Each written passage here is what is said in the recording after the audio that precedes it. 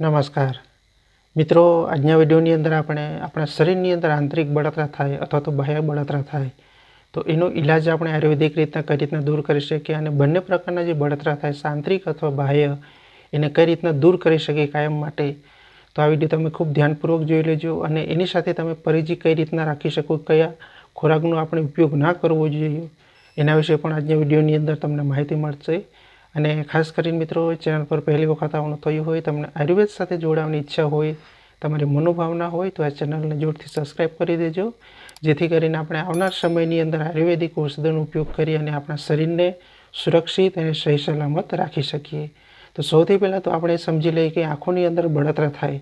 ઘણી વખત આપણે દરેક મોસમની અંદર આપણે શિયાળો હોય, ઉનાળો હોય, ચોમાસું હોય, પણ આંખની લગતી અનેક પ્રકારના રોગો પણ વધી રહ્યા છે. તેની સાથે આપણે એવા સંજોગો સર્જાય આંખોની અંદર બળતરા થાય, આંખો લાલ પણ થઈ જતી હોય. એની સાથે આપણે પેટની અંદર પણ બળતરા થાય, હથેળીની અંદર પણ બળતરા થાય, પગના તળિયાની અંદર પણ બળતરા થાય, પેટની અંદર પણ બળતરા થાય. એટલે કે મતલબ આંતરિક જેટલા પણ અવયવ છે એ તમામ અવયવની અંદર આપણે કોઈક ને કોઈક અંશે બળતરા થતા હોય છે.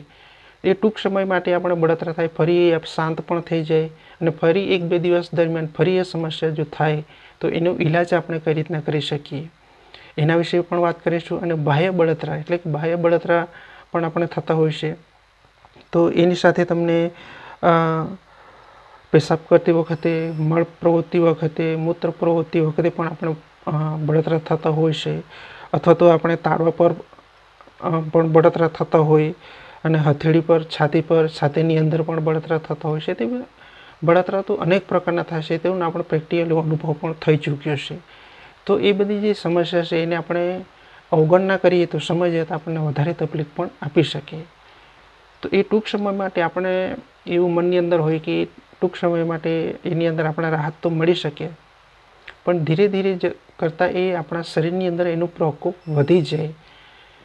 માની લો કે છાતીની અંદર બળતરા થાય, પેટની અંદર બળતરા થાય, હાથ પગની અંદર બળતરા થાય તો એનું આપણે સહન કરી શકીએ. પણ માની લો કે આંખની અંદર જો બળતરા થાય તો એ ધીરે ધીરે કરીને એ જે એનો પ્રભાવ છે એ વધી જાય અને આપણે આંખ સંબંધી અનેક પ્રોબ્લેમ પણ આપણને આવી શકે.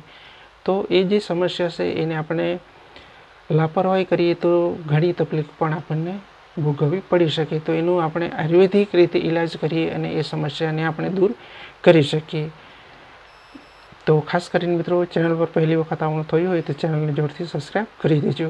તો હવે એનો ઈલાજ આપણે કઈ રીતના કરી શકીએ. તો સૌથી પહેલાં તો તમારે 1 ચમચી શતાવરી લેવાની, 1 ચમચી સાકર લેવાની અને 1 ચમચી ગાયનું ઘી લેવાનું. બરાબર, એ સરખા ભાગે 1 ચમચી લેવાની અને સવાર સાંજ બરાબર છે એ થોડું થોડું આપણે ચાટીને એને ખાઈ જવાનું. સવાર સાંજ એનું જો સેવન, શતાવરી, સાકર અને ગાયનું ઘી 1 ચમચી તમારે લેવાનું. એને મિક્સ કરી દો અને ધીરે ધીરે કરીને તમે એને સેવન કરો તો તમને ઘણું સારું રિઝલ્ટ તમને મળી શકશે. જો કે મિત્રો, તો તાત્કાલિક તમને એની અંદર રાહત ના મળશે, પણ એ જે બળતરાનો જે પ્રોબ્લેમ છે એ ધીરે ધીરે કરીને એ આપણા પેટની જે ગરમી છે એ શાંત થઈ જશે અને આપણે એ બળતરાની સમસ્યામાંથી આપણે છુટકારો મેળવી શકીશું. અને આંતરિક જે બળતરા થાય છે એની સાથે તમે જેઠી મધ, શતાવરી, સાકર બરાબર છે એ ઘી સાથે બરાબર છે લેવાનું અને 1 ગ્લાસ દૂધમાં નાખી અને સારી રીતે તમે એને ઉકાળી અને ઠંડુ થાય ત્યારબાદ તમે એનું સેવન કરી શકો. આંતરિક બળતરા થાય છે એની અંદર ઘણી સારી એવી તમને રાહત પણ તમને મળી શકશે. તો હવે આ બંને પ્રોબ્લેમ જે થાય તો બંને પ્રોબ્લેમને આપણે વધારે પ્રમાણમાં એને આપણે કઈ રીતના દૂર કરી શકીએ ઝડપથી, તો એની સાથે તમારે પરેજી પણ રાખવી જરૂર છે.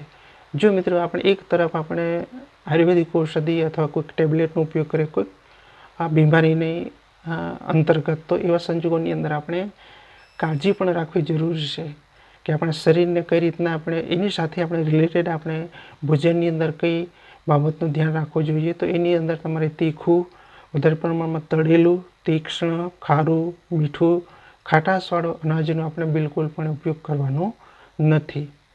તો જ એને આપણે આંતરિક બળતરા અથવા તો બાહ્ય બળતરા જે થાય છે એની અંદર આપણે ઘણું સારું રિઝલ્ટ તમને મળી શકશે. તો આજના વિડીયોની અંદર મારે તમને જણાવવાનું હતું કે આંતરિક બળતરા અથવા બાહ્ય બળતરાનો પ્રોબ્લેમ જો તમને થતો હોય તમને ઘણા વખતથી જો પરેશાન થઈ ચૂક્યા હોય, તમે માની લો કોઈક ગોળીનો પણ ઉપયોગ કરતા હશો, જો મિત્રો એવા સંજોગોની અંદર તમે કોઈક ગોળીનો ઉપયોગ કરશો તો તમને એસિડિટીની સમસ્યા પણ તમને વધી શકે.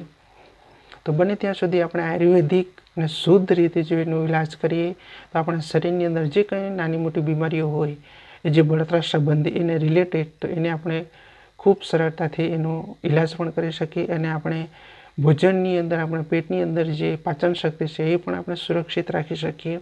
તો આપ સૌ જાણો છો કે શતાવરીનો ફાયદા કેટલા છે, બરાબર છે, જેઠી મધના ફાયદા કેટલા છે એ બાબત તમે જાણો છો. તો એ આયુર્વેદિક રીતે જે એનો ઉપયોગ કરીએ તો આપણે જે બળતરા સંબંધી અનેક પ્રકારની જે તકલીફ થાય છે, ખાસ કરીને ગરમીની ઋતુની અંદર અથવા તો શિયાળા ઋતુની અંદર એસિડિટી પણ વધી જાય અને ગરમીની ઋતુની અંદર વધારે પ્રમાણમાં બળતરા, માથાની અંદર પણ બળતરા થાય, પછી છાતીની અંદર પણ બળતરા થાય.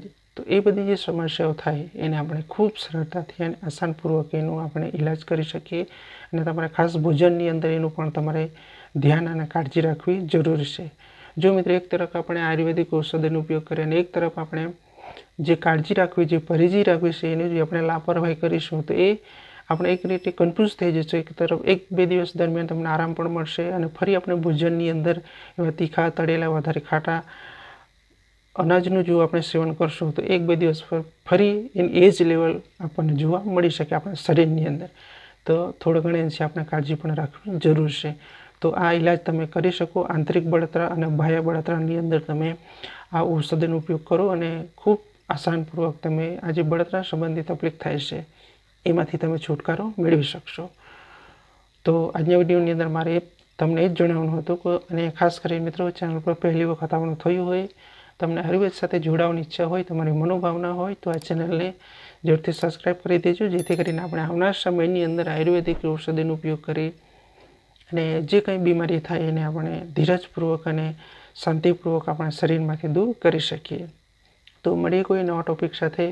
ત્યાં સુધી મારા તમામ દર્શક મિત્રો લાંબુ અને સુરક્ષિત આયુષ્ય મળી રહે એવી પ્રભુને પ્રાર્થના. જય શ્રી કૃષ્ણ. રાધે રાધે.